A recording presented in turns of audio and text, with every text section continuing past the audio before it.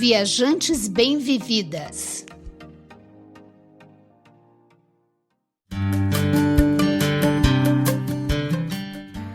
Você está desejando mudar sua vida? Concretizar sonhos, fazer planos para o futuro? Você precisa alavancar a sua vida profissional? Pois saiba que os livros podem lhe ajudar neste processo de mudança. Ou você está buscando o autoconhecimento? Está precisando de apoio para um momento especial da vida? Ou só quer mesmo um momento de lazer? Sim, os livros podem lhe ajudar, abrindo a mente e fazendo você enxergar melhor o mundo à sua volta. Nós queremos lhe fazer um convite. Venha fazer parte do grupo de leitura Entre Páginas e, com certeza, você irá se surpreender com as transformações que poderão acontecer na sua vida. Fale com Lourdes Rosalém pelo WhatsApp 11 9 3236 7538. Ela fará uma breve conversa com você, sem nenhum custo, e lhe explicará sobre o funcionamento do grupo de leitura. Marque hoje mesmo um horário com a Lourdes neste mesmo WhatsApp.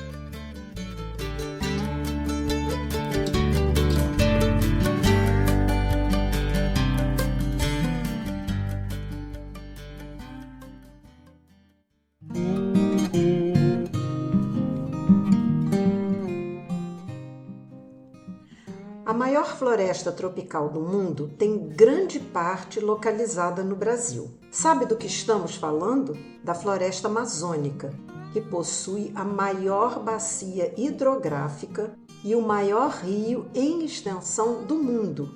E este será o tema de nosso episódio de hoje. Uma expedição para conhecer uma partezinha dessa imensa maravilha natural. Pois é. A maior parte da floresta amazônica está no estado do Amazonas, mas também em outros territórios, como no Acre, Amapá, Rondônia, Pará e Roraima, além de pequenas partes no Peru, Colômbia, Venezuela, Equador, Bolívia, Guiana, Suriname e Guiana Francesa. Olha a grandiosidade e dizem os especialistas que é o pulmão do mundo. A floresta amazônica é fundamental no combate ao aquecimento global e às mudanças climáticas, e também responsável pelas chuvas de grande parte da América do Sul, além de conter uma das maiores biodiversidades mundiais. Eu sou Lilian Azevedo, criadora do blog Uma Senhora Viagem. E eu sou Silvia Iano, criadora do blog Sentidos do Viajar. E nós duas somos as Viajantes Bem-Vividas, criadoras e produtoras deste podcast. Bem, então vamos ao nosso tema de hoje. Silvia fez uma viagem à floresta amazônica e vai compartilhar com a gente as experiências vividas por lá. Silvia, conta um pouquinho como surgiu a ideia desta viagem, quando que você viajou para lá, quantos dias você passou e se você achou que eles foram suficientes. Pois é, lá no nosso episódio 67, nós falamos da minha viagem a Manaus e contei que já tinha ido muitas vezes a Manaus pelo meu trabalho. Aliás, se você ainda não ouviu o episódio 67, depois daqui, vá lá para saber das dicas, porque foi de lá que parti para a floresta amazônica. Bem, eu visitei Manaus, como disse, várias vezes e sempre sonhava em fazer uma viagem pela floresta amazônica, mas o tempo era escasso e nunca deu certo. Até que Gislaine, que eu conheci lá em Cumbuco, me convidou para fazer esta viagem juntamente com a irmã dela e uma amiga. Não preciso nem dizer, né, que aceitei na hora. E melhor de tudo, Gi, que praticamente organizou tudinho da viagem. Foi uma moleza para mim. Nós fomos em fevereiro e passamos 4 dias e 3 noites. Eu achei bem suficiente. Tivemos oportunidade de muitas aventuras, uma maravilha de viagem. Tem programação também para mais dias, que inclui não só dormir na mata, como nós também fizemos, mas também pescar a sua própria comida e prepará-la para o seu jantar. Imagine, essa a gente não fez. Silvia, conta pra gente, como é que vocês foram, como é que vocês chegaram lá na floresta amazônica, né? Vocês contrataram um transfer, um pacote, uma agência de viagem, como funciona? Aproveita e conta também onde que vocês se hospedaram e se vocês acharam que foi uma boa opção de lugar. Antes de tudo, é preciso destacar que existem diversas formas e níveis de serviço para uma expedição à floresta amazônica.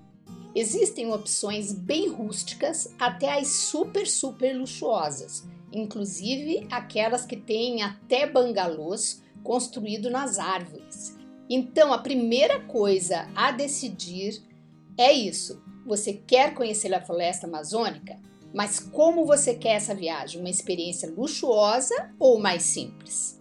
Nós escolhemos a pousada Juma Lake, que fica em Altazes, e tratamos tudo diretamente com eles. Eles oferecem pacotes de 2 dias e 1 noite até 5 dias e 4 noites. Tem 2 opções de hospedagem. Um hostel, que é um espaço para 25 camas, mas também chalés privativos, para 2 até 6 pessoas, também com banheiro privativo. São bem bonitinhas no exterior, todos os chalezinhos são voltados para o rio, então você tem uma paisagem belíssima. O interior do chalé já é bem simples, mas tudo muito confortável e com o suficiente para você ficar poucos dias. Não tem televisão, mas nem precisa, porque você não tem tempo para TV, mas tem ar-condicionado. O que mais me incomodou foi, na verdade, não ter box no chuveiro, mas por pouco tempo a gente aguenta, né? As camas são bem confortáveis, tem mosquiteiro, mas nós nem precisamos usar, não tinha mosquito na época. O melhor de tudo é que eles se responsabilizam por toda a expedição. A gente só tem o trabalho de fazer contato e pagar. Eles nos buscaram no hotel, que aliás precisa ser no centro para ele nos pegar, e dali em diante eles tomam conta de todo o transporte, de toda a programação, que é intensa e super excitante. Tudo muito lindo. Eu realmente me apaixonei pela expedição e gostei muito do pacote. Eu super recomendo. Eu sempre tive a impressão que essas expedições para a floresta amazônica eram muito caras, mas pelo que você acabou de falar, existem valores acessíveis. Vocês lembram quanto pagaram? E depois conta assim como é que tudo começou. Você disse que o hotel tem que ser no centro, eu estou entendendo que é no centro de Manaus, né? Qual foi o trajeto até vocês chegarem a essa pousada que já fazia parte da expedição? E me diz também se é nesse trajeto que você vê o encontro do Rio Negro com os Solimões. Exatamente. Logo na saída de Manaus, e sim, nós partimos de Manaus, a gente vê o encontro desses rios. Bom, mas vamos lá aos valores. Nosso pacote foi de 4 dias e 3 noites. Acima desse, só o de 5 dias e 4 noites, com essa pousada, né, do Juma Lake. Nós ficamos num chalé, incluindo o transfer, um mesmo guia que é ótimo, ele nos recebe e fica com a gente todos os dias, faz todos os passeios com a gente. Incluía também café da manhã, almoço e jantar, com uma comidinha muito saborosa, variada, sempre tinha peixe, mas tinha outras proteínas também, e você sempre podia comer à vontade, repetir inclusive. E o valor foi R$ 1.386 por pessoa. Então, com tudo isso incluído, eu achei um preço muito bom. E tudo funciona assim. A van passa em cada hotel previamente informado, né? Aqueles que estão ali no centrinho de Manaus. Se você ficar hospedado longe, aí você tem que ir até um desses pontos no centro e aí pegar a van de lá, né? Já ele pega a gente às 8 horas, em torno de 8 horas, e já sai direto para o Porto do Ceasa, que é de onde saem todas as embarcações, né? E nesse momento já começa, você tem que carregar sua bagagem e colocar dentro de uma lancha. Então você sai da van que te levou, pega sua bagagem, leva até a lancha, anda um trechinho razoável, e daí a lancha sai em direção à Vila do Careiro, do outro lado do rio. Você vê, você está aqui do lado de cá, né, em Manaus, e você olhando para o outro lado do rio, você vê a cidadezinha lá, o vilarejo, né? A primeira emoção é essa exatamente que você mencionou. Logo que a gente sai, a gente vê o encontro do Rio Negro com Solimões, que é surpreendentemente lindo. As suas águas não se misturam, né? E acho que todos nós nos lembramos lá da escola, quando aprendemos isso. Mas faz toda a diferença você ver ao vivo e a cores. O Rio Negro escurinho, né, com uma cor de chá, e os Solimões todo embarrado, né, aquela cor mais pro amarelo alaranjado. E as águas realmente não se misturam. E você sabe, Lilian, por que essas águas não se misturam? Olha, eu li que é por conta de 3 fatores: a diferença de temperatura, diferença de velocidade e da acidez entre os rios, entre a água dos rios, né? Exatamente, você fez seu dever de casa, hein? Ou então tem uma memória muito boa lá do primário, quando você estudou. Depois de 2 quilômetros navegando juntos, os 2 rios começam a se misturar. Então, é um processo de conhecimento, né? É quase aquela coisa de você conhecer uma pessoa, né? Você vai mantendo suas questões próprias, mas daí quando você se torna muito amiga e convive muito, você acaba tendo assim um mix, né? E é mais ou menos isso que acontece com os rios. É muito legal, porque as embarcações que vão ali atravessar para o outro lado ou para algum outro destino, param todas e começam a andar bem devagarinho, permitindo que a gente que está ali dentro do barco possa observar tudo com calma, tirar milhões de fotos, porque a gente fica enlouquecido, né? E delirar vendo aquela beleza e curiosidade, nitidamente a divisão das 2 águas, né? Negro, bem escuro, e Solimões barrento. Do outro lado, já lá na Vila Careiro, a gente pega uma van. Então, segundo passo, e segue até o Rio Paraná do Mamori, que leva essa viagem em torno de uns 50 minutos. É também interessante esse trajeto, porque a gente vai observando a estrada, a mata, algumas vilinhas que vão aparecendo, com casas todas feitas em madeira. Algumas maiores e mais bonitinhas, pintadas, coloridinhas, né? Outras já são bem menores, na madeira crua mesmo, sem pintura, sem cor, né? Mas todas elas são palafitas para enfrentarem as enchentes do rio. A mata, ora é bem fechada, ora é mais aberta, e a vegetação nos diferentes matizes de verde. Você já começa a antever o que você vai conhecer lá no meio da floresta. Bem, pela sua descrição, é uma coisa muito bonita, né? E já é uma aventura você observar, né, a população ribeirinha, você observar essas casinhas, né, como é que o povo, como é que os locais moram, né? Mas e daí? Você, nesse tempo aí, você já está chegando ao rio e na pousada, porque você fez esse trajeto na van. Aí eu quero saber, demora muito para você chegar até o rio? É mais ou menos, a gente está aí pelo meio da viagem, ainda não chegamos não. Quando a gente chega lá no Rio Paraná do Mamori, aí sim a gente sai da van, todo mundo pega de novo as suas bagagens e descemos uma escadaria enorme, enorme, enorme, bastante inclinada de madeira, até um barco grande coberto de lona, e novamente a gente vai entrar desbravando os rios, né? E eu tô sempre destacando aqui que você carrega a sua bagagem, porque é exatamente isso, cada um cuida de si ali. Eles só indicam para onde é, mas você tem que tirar a sua bagagem da van, tem que carregá-la e descer essa escada. E depois, na volta, fazer tudo de novo, né? Então, a questão aqui é sempre que você deve levar pouca bagagem, porque o trajeto todo são 2 barcos e 2 vans. Mas eu conto um segredinho para vocês. Na descida dessa escada e também na subida de volta, um local se ofereceu para carregar minha bolsa. Eu era a mais idosa do grupo, né? Então ele acho que achou que eu não ia dar conta. E claro que pela gentileza eu acabei aceitando, afinal de contas, né? Por que não? Bom, bem aí que começa a navegação pelo interior dos rios da floresta amazônica. São 45 minutos de encantamento. Você fica, não sabe nem para onde olhar, de um lado e de outro, e observando tudo. Você vai com uma velocidade razoável desse barco, e geralmente vão outros barcos também à frente. E é super interessante você ver, né, aquele desenho do barco no rio, então aquele movimento das águas, a mata de um lado, aquelas árvores enormes, muito frondosas, uma mata bem fechada, verdes fabulosos com tons diversos.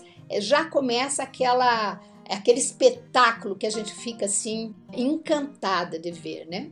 E de repente a gente começa a ver uma pousada aqui, outra ali, na beira do rio, tudo na beira do rio, né? Umas placas e tal. E aí a gente pressupõe que está chegando, que está perto da onde a gente vai.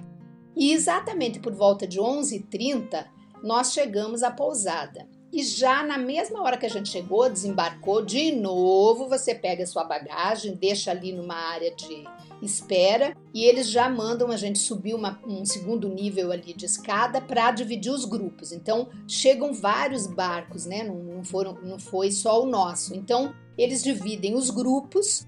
E o legal é isso, que esse grupo ele vai ficar convivendo em todos esses dias da expedição. Então acaba que a gente forma e formamos mesmo um grande grupo de amigos, né? E o guia já nos começa a acompanhar a partir dali. Ele virou nosso baita amigão e dava dicas pra gente, até protegia a gente, dizia, olha, tal coisa assim, chega lá pra você pegar um lugar melhor, não sei o quê. E a gente curtiu aquilo, foi muito bom. Bom, em seguida, já estava perto do almoço, né? 12 horas, nós então descemos desse arranjo aí das divisões de grupo e almoçamos. Já foi a nossa primeira experiência, então tem água filtrada à vontade, é um self-service que você se serve, tem sobremesa, tem cafezinho. As sobremesas são pagas, então eles fazem umas coisinhas bem gostosas, até din-din de frutas locais, uma delícia, tudo é muito gostoso. E aí, logo depois do almoço, a gente deu ali uma descansadinha, já foi entrando nos apartamentos que já estavam, nos chalezinhos que já estavam prontos, né? E saímos para nossa primeira aventura. Saímos novamente de barco, né? Deixa eu ressaltar aqui, todas as saídas sempre são de barco, porque a gente tá na beira do rio, então qualquer lugar que a gente vai de barco. E saímos rio afora até um ponto, adivinha, para fazer o quê? Para uma pesca da piranha. Uma super diversão, aquela gentarada, né? Homens, mulheres, pessoas mais adolescentes. Fomos todos tentar pescar as piranhas, com cuidado, porque aqueles bichinhos têm uns dentes afiados. Quando você pega ele quer pegar seu dedo.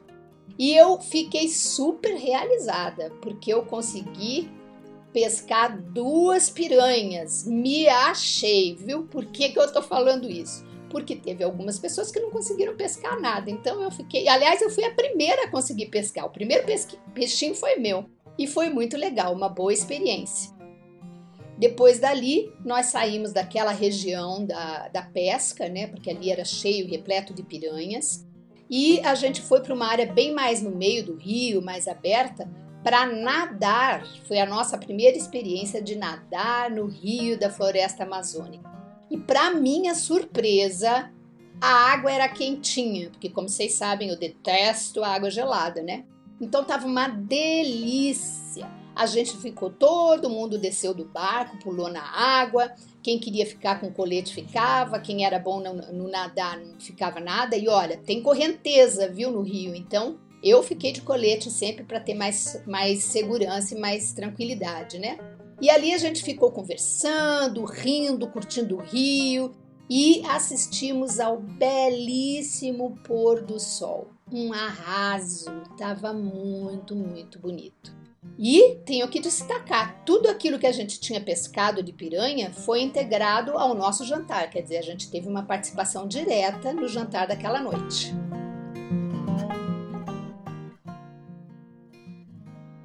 Bem, foi um primeiro dia já bem intenso de atividades, né? Você falou sobre a bagagem e essa é uma boa questão. Como é que deve ser a bagagem para esse tipo de viagem, né? Que tipo de roupa que é adequada levar? É melhor levar mala ou mochila? Como funciona? Vocês, quando saíram para fazer essas atividades, já foram com a roupa que dava para fazer a pesca, depois cair no rio, até poder voltar para a pousada, não foi? Exatamente. Eles geralmente orientam, né? Mas de rotina a gente sempre sai já com uma roupa de banho por baixo, porque se surgir oportunidade, a gente cai no rio para curtir. Então, geralmente a gente já saía com uma roupa de banho. Para a gente saber as roupas para levar, uma semana antes, mais ou menos, da viagem, a pousada envia para a gente orientações sobre as roupas. O que eles dizem? É melhor sempre levar roupas largas, né? Nada de coisa muito grudada, roupas largas e leves por conta do peso da bagagem, de preferência impermeáveis e que sequem rápido. Então, por que isso, né? Porque no meio da floresta amazônica sempre chove e a gente pegou mesmo em trilhas, pegamos garoas, as chuvinhas mais fortes. E então o que eles recomendam? Um casaco ou uma capa de chuva impermeável, né? Todos dois, um ou outro, não precisa duas coisas. Frio, na verdade, durante o dia a gente não sentiu nenhum dia. Calça também impermeável, tênis e bota, tudo impermeável. Eu até comprei, porque eu não tinha tênis impermeável, né, e nada. Então, eu levei tênis, não levei bota e comprei uma calça impermeável. Eles recomendam levar um meião grosso e alto, porque você vai pôr por cima da calça para andar nas trilhas, chapéu ou boné, camisetas tipo dry fit, né, que seca rápido, roupa de banho, né, então você leva biquíni, maiô, calção, o que precisar, ou uma toalha ou uma canga que você vai usar nesses passeios, né. Claro, repelentes, protetor solar, sabonete tem que ser natural, você pode, eles dizem e explicam bem a questão do sabonete ser natural. E outra coisa que eles sugerem é levar lanchinhos, né, para você comer durante as trilhas, nos intervalos entre as refeições. A gente sempre andava, a gente levou várias coisas, barrinhas, castanha, coisas assim, e a gente sempre levava na nossa mochila. Então, a hora que apertava aquela fominha, a gente tinha alguma coisa ali. Mas a principal dica é não levar mala. Isso é ponto fundamental. E muito menos as de rodinha. O que eles recomendam é levar a mochila, porque tem lugares, por exemplo, nessa escada, você não tem como usar mala de rodinha e você vai ter que carregar, fica meio ruim para descer. E outra coisa, no barco, as malas tomam muito espaço, então eles preferem que você leve mochila. O que eu fiz? Eu, por uma coincidência, eu tinha uma bolsa de viagem que eu usei há muitos anos em alguma viagem que eu não sei mais nem qual, que ela é uma bolsa de viagem, mas ela também tem aquele negócio que puxa para carregar, como se fosse uma mala de rodinha. Então você pode usar ela como bolsa ou como puxando com rodinha. Eu levei essa bolsa e para mim foi super legal, porque no lugar que eu podia andar puxando com rodinha, eu usava. E quando eu colocava no barco ou lugares que eu tinha que descer, subir e tal, eu pegava como sacola. Então foi um misto que resolveu muito bem para mim. Bem, depois desse dia tão intenso, vocês ainda fizeram alguma atividade para finalizar esse primeiro dia? Por incrível que pareça, os dias lá são altamente aproveitados. Nós ainda fizemos uma atividade. Nós, depois do jantar, saímos para fazer uma expedição no rio para a observação de jacarés. Foi super interessante, porque daí você vivencia o rio à noite, né? Então você ouve aqueles barulhos normais dos animais que estão ali, né? Você enxerga o rio, pouca coisa à frente de você. A gente levou, eles também indicam levar luz, né? Lanterna, e a gente levou nesse passeio. Mas o que mais a gente aprendeu aí foi que você, para achar os jacarés, você fica procurando duas luzinhas, assim, que são os olhinhos dos jacarés, que quando lá no breu, né, do rio, você vê nas margens, assim, aqueles dois olhinhos brilhando, aí já sabe que ali tem um jacaré. Aí foi muito interessante, porque a gente treinou isso, né, a descobrir onde estava. Até que depois que todo mundo já tinha visto, né, enxergado isso no meio das plantas e tal, das beiras do rio, o guia pegou um filhotinho para explicar para a gente anatomicamente como é o jacaré. Como que ele cresce, a questão da temperatura, do focinho, do dente, como que ele se defende, né, com a cauda. Então, como que, se você entrar em contato com um jacaré, como é que você age? Espero que isso nunca aconteça, né, porque ninguém quer fazer isso. Mas foi super interessante essa experiência também de conhecer um pouco mais detalhadamente a natureza. Agora, Silvia, se por alguma razão a pessoa não quiser fazer todas as atividades que são oferecidas naquele dia, ela pode ficar na pousada? Quando você responder, eu queria que você falasse um pouquinho sobre isso. E queria saber, assim, quais foram os demais passeios. Como é que foi o segundo dia? Que eu imagino que tenha sido também muito intenso. Fala primeiro pra gente sobre essa coisa de não ir a todas as atividades. Você tem total liberdade de, se você não está se sentindo bem, ou se você quer curtir também ali a pousada, porque a pousada tem uma área embaixo, assim, quando você chega no Rio, com espreguiçadeiras, tem um barzinho, uma mesa com coberta, então você pode também sentar ali, curtir aquele espaço, nadar no rio, você pode ficar.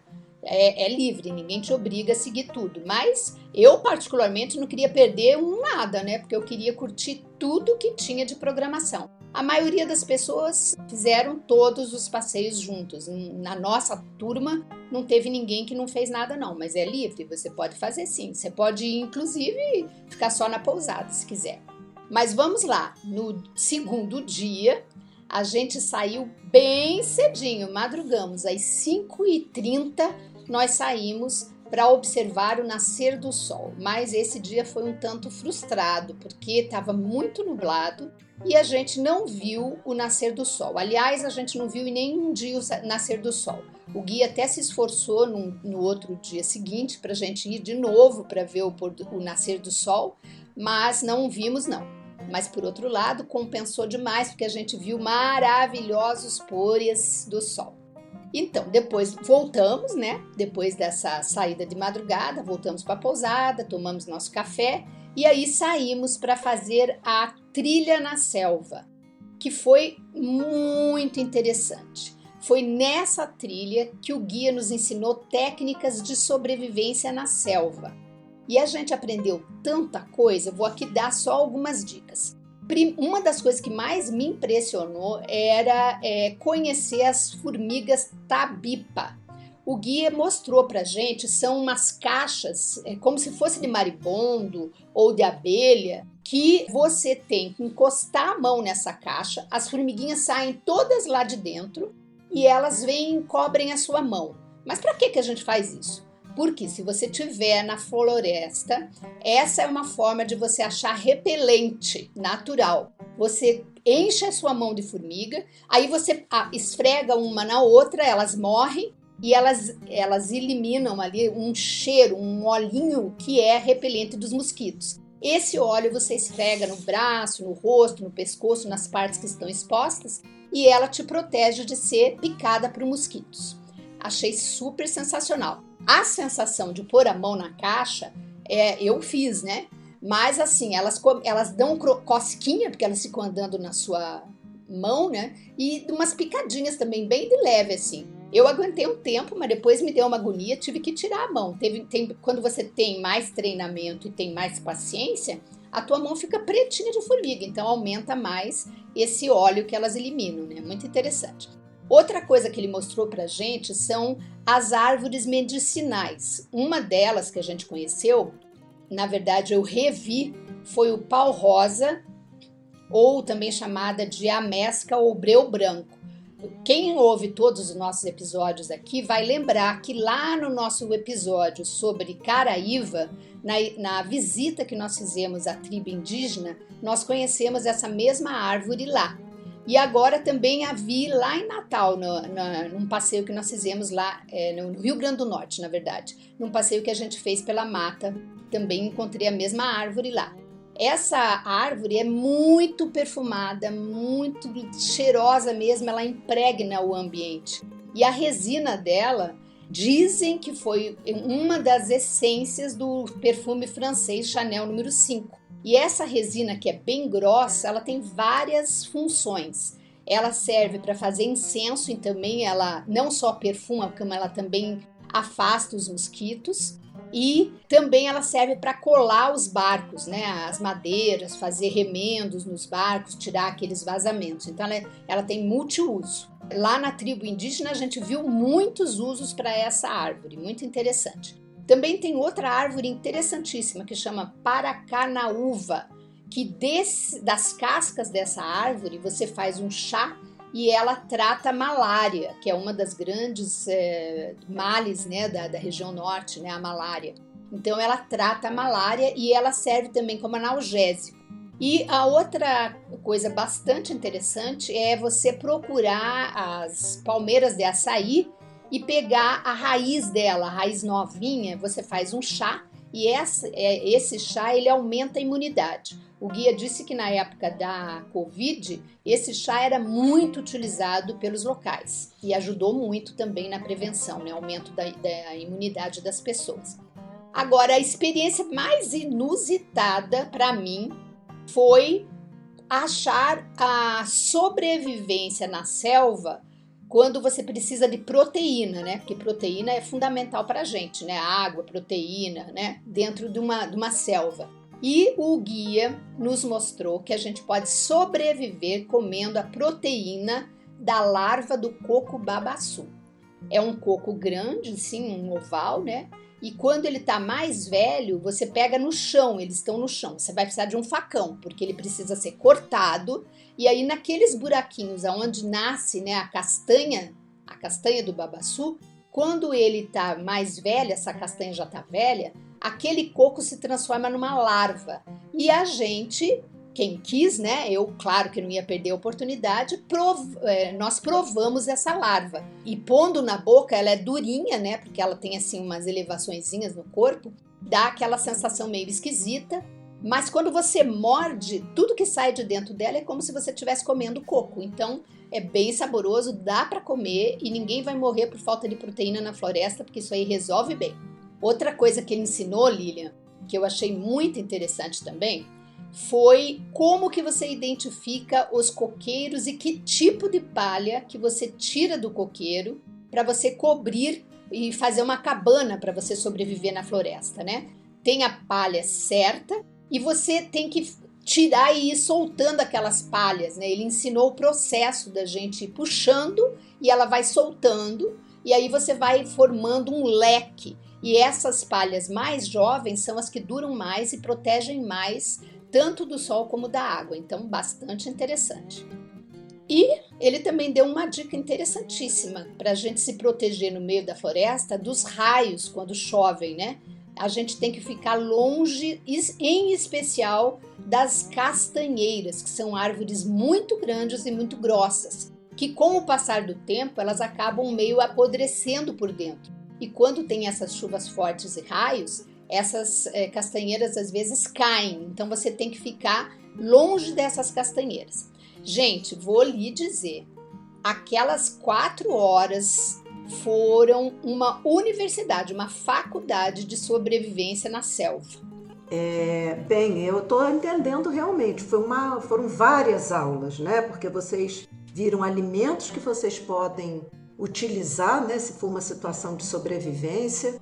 Vocês viram medicamentos que podem ser usados, né, e coisas que podem ser usadas também para proteção, né, como o repelente, como a palha, muito interessante mesmo.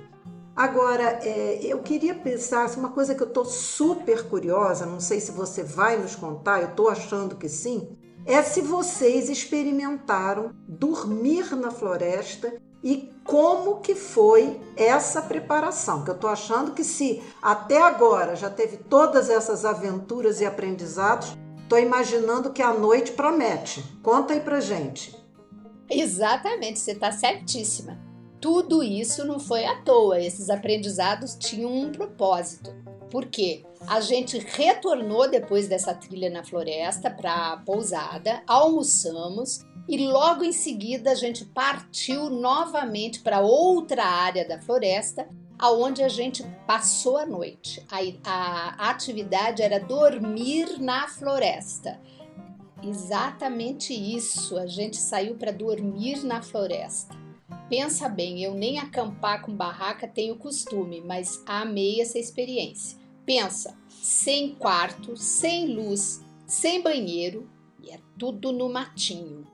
Havia somente uma clareira com uma estrutura muito interessante, coberta de palha e toda assim com a lateral com umas estacas de madeira, tudo aberto, era um vão de um lado e do outro, e nos lados, quer dizer, na frente e atrás, e nos lados só estacas que seguravam aquele teto coberto de palha. Era essa a estrutura que a gente tinha. Foi muito interessante. Ali a gente então começou a aprender como montar um acampamento.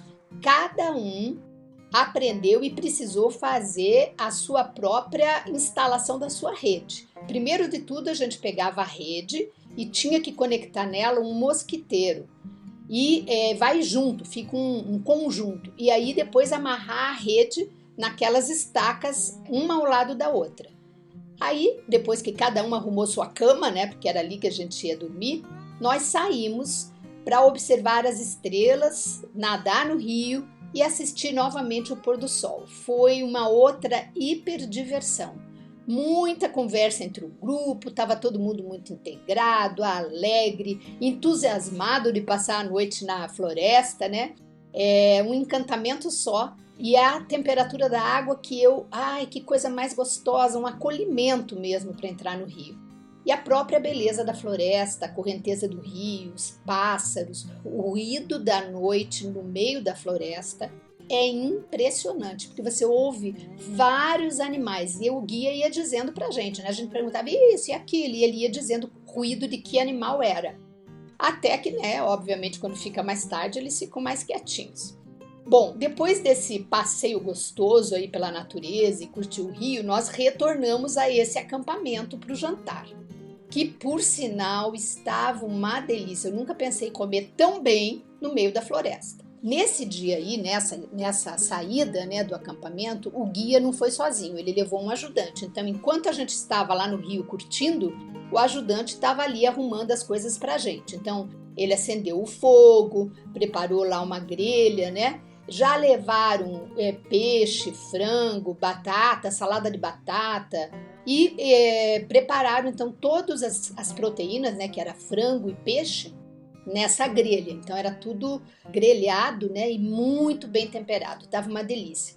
O peixe era pirarucu, com umas fatias, assim, uns lombos bem grandões, que estava simplesmente sensacional. Nunca tinha comido um peixe tão gostoso. E enquanto ficava pronto, né, e a gente ali bisolhando as coisas e vendo como é que ia sair, nós fizemos uma roda bem grandona ao redor da fogueira e aí ficamos ali conversando. Quando o jantar ficou pronto, cada um se serviu e voltou a sentar em volta da fogueira. Foi um momento assim de muita conexão entre o grupo. Jantamos e em seguida começou uma conversa sobre as próprias histórias de vida. Cada um foi falando um pouco de si, suas histórias, como é que tinha chegado ali, o que fazia na vida. E a gente foi trocando informações e criou-se um ambiente de muita intimidade, um momento assim emotivo, emocional mesmo entre o grupo. Bom, aí, obviamente, né, passou aquele tempo e a gente foi para tal abaixo dessa cabana improvisada, né, para dormir. Tudo no escuro, nossas lanterninhas de luz para ajudar a gente a se organizar ali, né? Eu dormi com a roupa do corpo, eu não troquei. Algumas pessoas colocaram pijama, mas eu não coloquei não. Eu dormi com a roupa do corpo, inclusive o casaco. À noite choveu demais, mas muito, muito, muito. E fez um frio que eu nunca imaginei, com o dia quente durante o dia e um frio danado de noite. Eu praticamente não consegui dormir, porque eu senti muito frio. Eu estava com toda a roupa, com o meu casaco, que era um casaco impermeável, e mesmo assim morri de frio.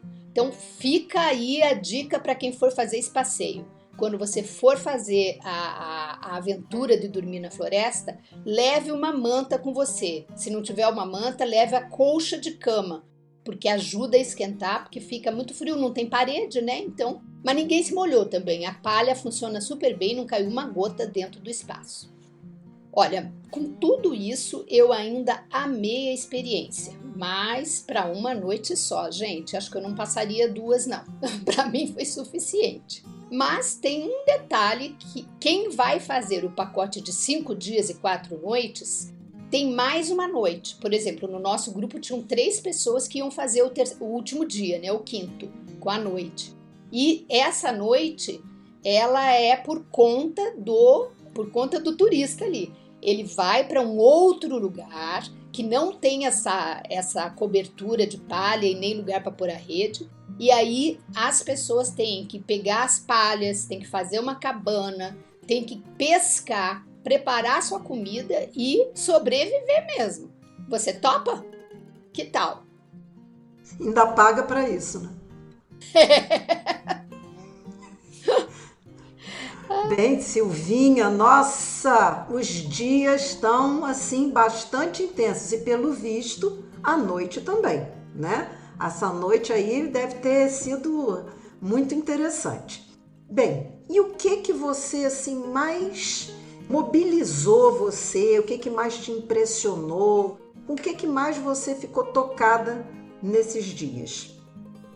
Olha, cada momento era uma emoção, né? Cada vez que a gente saía para o Rio e via lugares diferentes, porque nunca era para o mesmo lugar, sempre eram lugares diferentes, a gente se encantava com a beleza. Mas nesse dia em especial, o que mais me tocou foi mesmo a conexão com a natureza. Eu entendi ali que Deus providenciou tudinho para a gente, tanto para a nossa saúde como para a nossa segurança, cuidou para que realmente o ser humano pudesse ter à sua disposição na natureza tudo o que ele precisasse para sobreviver e disponibilizou para a gente de forma gratuita aí, né? Para quem puder ficar morando lá perto da natureza, né? Ali tem remédio, tem alimento, tem abrigo. Outra coisa que eu concluí também é que a vida na selva, ela exige conhecimentos tão diversos àqueles que a gente tem, né, aqui na cidade, completamente diferente. Eu tenho a impressão de que se eu ficasse perdida na floresta, eu morria, porque eu não tinha a menor noção de nada daquilo que eu vi. Menor habilidade para lidar com a natureza, né, na sua verdadeira versão, né? E é uma questão da própria sabedoria local, né? É um conhecimento que a gente não tem, só vivendo lá mesmo, né? Você sabe que aquela experiência toda da trilha e também da noite ali dormindo na floresta me fez lembrar de um recente acidente de avião. Não sei se você lembra, Lilian, se você, nosso ouvinte, lembra também, que uma menininha indígena, na queda de um avião, sobreviveu. Ela tem 12 anos, e ficaram com ela também 2 irmãozinhos e um era bebê de colo. O terceiro era bebê de colo que ela carregou no ombro. Por vários, acho que eles ficaram lá uns 15 dias perdidos na floresta. E ela sobreviveu, ela cuidou dos 3 irmãos e sobreviveram. E eu acredito que ela só sobreviveu e ajudou os irmãos a sobreviverem porque ela era pós-graduada em sobrevivência na mata, né? Com essa experiência toda de viver lá na selva como indígena. Isso que me tocou muito. Com certeza.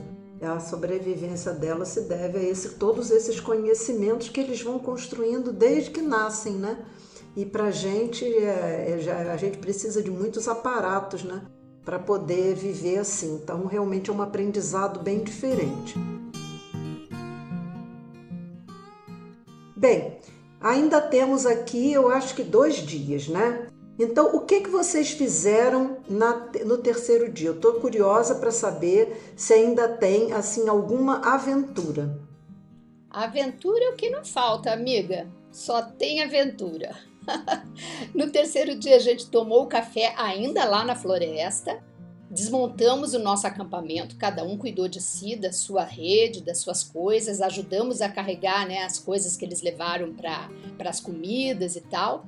E aí descemos até o rio, porque o local era assim mais no alto, tinha que subir. Descemos até o rio e no barquinho a gente foi visitar uma família nativa, que também foi muito interessante, conhecer pessoas que moram ali mesmo na região, no meio da floresta. E a família nos recebeu com muita gentileza, preparou uma mesa tão lindinha para a gente, com suco das frutas locais, bolinhos típicos. E eu achei super interessante porque é uma família grande, uma família ampliada, né? Ali moram várias gerações, do recém-nascido ao vovô, e todo mundo junto e misturado. Nós conhecemos ali também o processo da fabricação da farinha de mandioca, que essa família produz. E conhecemos também a horta deles, todos os produtos que eles plantam, que eles criam, o que naturalmente está na natureza, que eles também se alimentam daqueles produtos, né, como abelha, coisas assim, mel, né? E foi uma experiência muito, muito legal, muito gentis, orgulhosos de morarem ali e nos mostrarem o seu habitat, o seu modus vivendi, né? Eu achei super interessante. Aí nós saímos dali e fomos para os igarapés, que eu aprendi que igarapés, eu me lembro que eu estudei isso em algum momento da minha vida, mas eu já não sabia mais o que era igarapé, né? Que significa caminho da canoa. Então nós seguimos ali os igarapés, que daí já são rios mais estreitos, né? As margens estão mais próximas, e fomos conhecer os igapós, também nunca tinha ouvido falar nessa palavra, que chama Rio de Raízes, que é um espetáculo, gente. Eu fiquei tão impressionada, porque aquilo ali, cada hora era uma imagem diferente, tão bonita, que tudo dava para fazer uma pintura. Eu acho que eu tirei umas 300 fotos, porque cada árvore me chamava atenção. As raízes saem de dentro da água. Elas ficam submersas, uma parte delas, por até 10 meses do ano. Então, vivem lá embaixo d'água. Quando é a época de estiagem, aí elas aparecem só aquelas raízes, né? Então, é muito, muito bonito. Aparecem, então, repleta de árvores ao redor e no meio da água essas raízes enormes. Dá uma beleza, assim, muito diferente, é exótico, é uma coisa muito exótica. E ali, pelo que nós recebemos de informação do guia, né, existem cerca de 600 espécies de árvores e outras 200 espécies herbáceas aquáticas. Imagina a riqueza biológica desses igapós.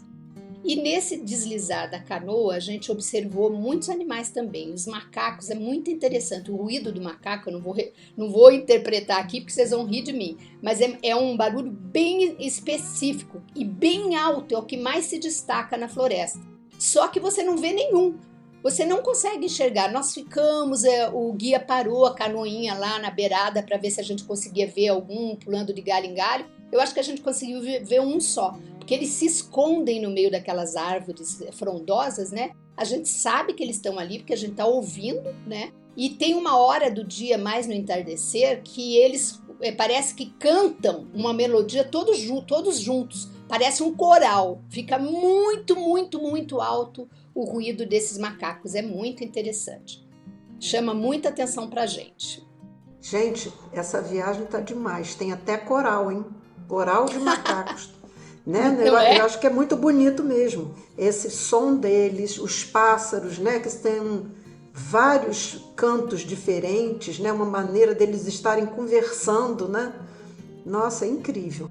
Bem, como é que vocês finalizaram essa viagem?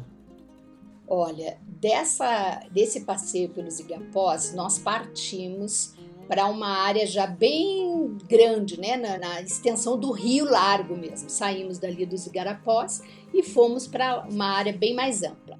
E lá nós paramos para ver e assistir de novo o pôr do sol, que estava ainda mais bonito do que no dia anterior. Eu digo que Deus é tão bom, que a cada dia Ele vai presenteando a gente com um espetáculo mais magnífico que o outro. Estava maravilhoso o pôr do sol, mas como se não bastasse, ainda ficou mais encantador. E sabe por quê? Porque nós fomos presenteados com pássaros voando por todo lado e um enorme grupo de botos cinzas e rosas. Acredita? Muitos, muitos, muitos, muitos. Tinha mais de 30, 40, sei lá, eu nunca vi tanto boto. Fazendo um show imenso, subindo e descendo da água por mais de meia hora, exclusivamente pra gente. A gente nem pagou ingresso, você acredita? Presente pra gente, só a gente ali, só o nosso barquinho assistindo aquele espetáculo. Foi um delírio geral, nós estávamos todos hipnotizados, ninguém falava, a gente estava num silêncio total, embevecido e contemplando aquele espetáculo, um baita presente divino. E depois dessa experiência transcendental, a gente precisou retornar para a pousada, né? Aí encerramos esse dia com um jantar e aí fomos dormir para enfrentar o quarto dia. Olha, no quarto dia, uma coisa que eu também tenho muita curiosidade de saber, por lá, porque a gente também aprendeu isso na escola, né? É sobre a questão da seringueira, né? Aquela questão do látex que a gente via, né? Estudava e via aqueles cortes na árvore e tal. Eu queria saber como é que é isso ao vivo e a cores. Vocês tiveram alguma experiência de conhecer isso de perto? Olha, não faltou também. Depois do nosso café da manhã do quarto dia, a gente saiu novamente para uma trilha na floresta, mas já um outro lugar. E você não vai acreditar, era exatamente isso. O guia nos levou, óbvio, sempre mostrando uma coisa ou outra no caminho, mas ele nos levou até várias seringueiras, várias árvores. E ali ele nos deu uma aula com pós-graduação sobre a árvore, sobre como fazer o corte na árvore, né, para o látex sair. E não só ele ensinou, ele mostrava e dava para a gente fazer, né, ali fazer o corte, aquele corte inclinado, né, que eu vi tantas vezes em livros, e lá a gente foi fazer realmente ali na árvore, né, e eu aprendi que precisa ter muita força, viu?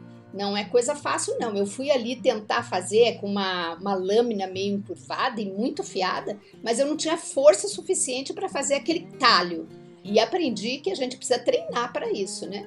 E esse talho, então, ele começava ali, a gente encaixava uma latinha, um terço de latinha de alumínio, como se fosse latinha de milho, de molho, de coisa que a gente compra no mercado. Eles cortam, né, uma parte e você encaixa na madeira aquela latinha e aí aquele látex vai saindo nessa panelinha pequenininha, né?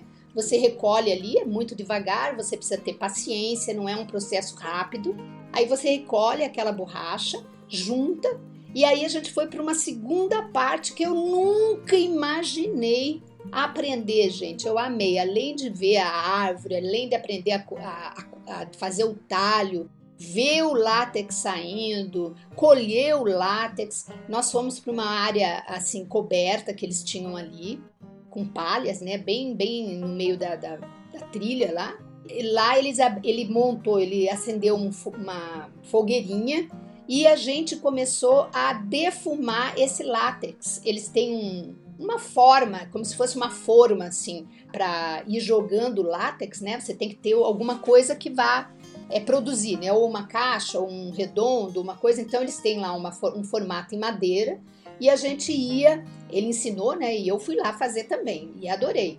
Você vai jogando aos pouquinhos o látex em cima daquela forma redonda, ela é maçuda, né? Ela não tem entrâncias, essa que ele usou pra gente. E você vai rodando aquilo e jogando mais um pouquinho de camadinha em camadinha, bem fininha, bem fininha, bem fininha. E não é no fogo que você coloca, você só pode pegar a fumacinha que sai. Então esse processo é muito demorado, é um processo artesanal, né?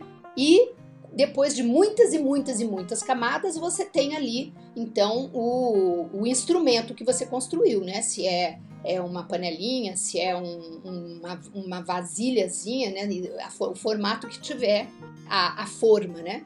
E é muito, muito interessante. Eu fiquei ali fazendo, achei aquilo tão divertido, muito legal. Agora fiquei pensando, que trabalho não difícil em si, mas um trabalho trabalhoso, porque gasta-se muito tempo e tem que ter muita paciência. Agora, como que de uma árvore vem um produto que fica depois tão resistente, a gente puxava e o negócio não rasgava. É uma resistência maravilhosa.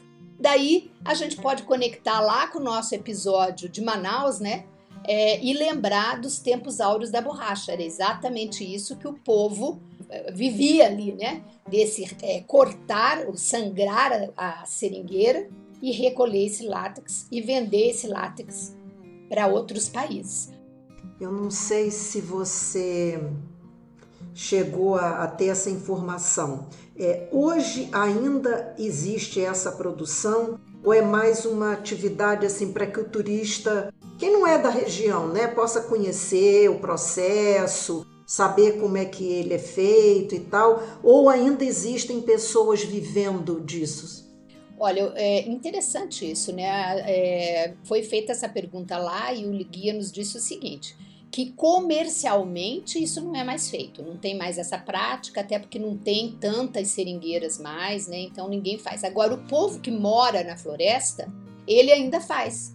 Por quê? Ele pode preparar os seus utensílios, né? Então ele ainda faz. Algumas pessoas mais antigas, né? Os jovens já não querem mais ter esse trabalho, não. Mas as pessoas mais antigas vão lá, colhem e fazem alguns artefatos ainda para o dia a dia. Mas ninguém mais vive desse comércio.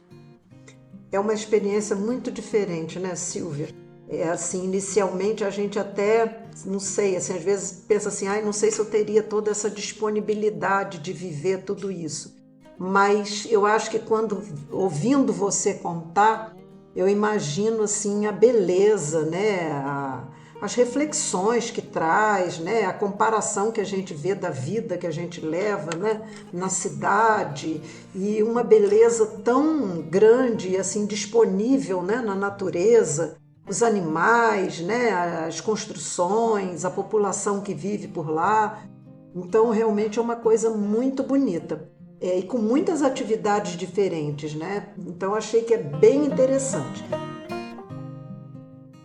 Você comentou que você, nesse grupo que você viajou, você era mais velha, né? E aí eu fiquei curiosa de saber, assim, se você chegou a ver outros grupos, né? E se nesses grupos havia crianças, idosos, mulheres sozinhas, ou se você não viu, você acha, pela experiência que você viveu, que é um tipo de expedição que mulheres sozinhas e idosos podem participar, estaria adequada? Olha, eu não vi nada das outras pousadas, porque a gente ficava muito ali envolta na nossa própria pousada e nos passeios, né? Mas todo dia chegava uma expedição nova, um grupo novo de pessoas. Então, eu observei, por exemplo, umas 2 famílias que chegaram com criança assim, tipo 3, 4 anos, e percebi que as crianças estavam muito inteiradas ali na diversão. Não vi nenhuma delas em passeio, não sei como é que foi, mas o que eu percebi é que as famílias chegavam num dia e iam embora no outro. Então, provavelmente pegavam uma atividade só, por exemplo, esse passeio pela trilha na floresta, eu não sei exatamente. Mas eu até perguntei para um dos pais, né? E aí, tá gostando? Faz tudo, tá adorando. E é muito divertido mesmo para a criança, né? Porque eles têm uma liberdade ali naquela mata muito bonita. Quanto aos idosos, eu percebi, no nosso grupo não tinha, né? Mas nos dias seguintes eu vi vários grupos chegando com pessoas idosas. Eu vi pelo menos uns 4, 5 mais idosos que eu, bem mais idosos que eu. Agora, todos eram estrangeiros, não eram brasileiros. Assim, aqueles estrangeiros que você vê na Europa, né? Que fazem caminhada, fazem trilha, fazem trek. Aquele pessoal que está acostumado a andar. Agora, eu acho que talvez a gente aqui no Brasil tenha um pouco de preconceito, e acho que a gente tem, né, Lília? A gente tem falado muito isso, que a gente não se enxerga, né? O idoso não se enxerga nos destinos, e acho que com isso os idosos também nem pensam nessa possibilidade. E por isso que não estão lá. Então eu vou dizer para você, eu fazendo daqui a pouco 66 anos, eu não tive nenhuma dificuldade para fazer esse passeio. Nenhuma. Eu tive um moço que me ajudou a carregar minha bolsa, mas eu teria carregado a minha bolsa tanto para descer como para subir. Então, assim, não existe nada que te impeça a fazer se você tiver uma boa condição de mobilidade. Você tem que saber, tem que ter estrutura física para caminhar, para subir e descer a escada. Essa pousada mesmo, da parte de baixo, beirando o rio, para chegar nos chalés, você tem que subir uma escada muito alta.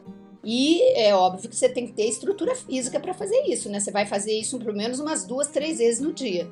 Mas se você tiver uma condição física para isso, o resto você tira de letra, porque as trilhas são retas, os passeios de barco são tranquilos. Para entrar no rio, nadar, você vai ter que saltar ali e descer e depois subir. Para subir é mais difícil do que descer, mas sempre tem alguém que se ajuda, né? O meu grupo lá me ajudava a me empurrar na hora de subir, porque você não tem onde apoiar, mas tranquilamente. E outra coisa que eu senti, toda essa juventude que estava ali, ninguém teve preconceito comigo. Agora acabei de lembrar que tinha um outro senhor lá também, que era mais ou menos da minha faixa etária, que estava lá com a esposa e 2 filhos.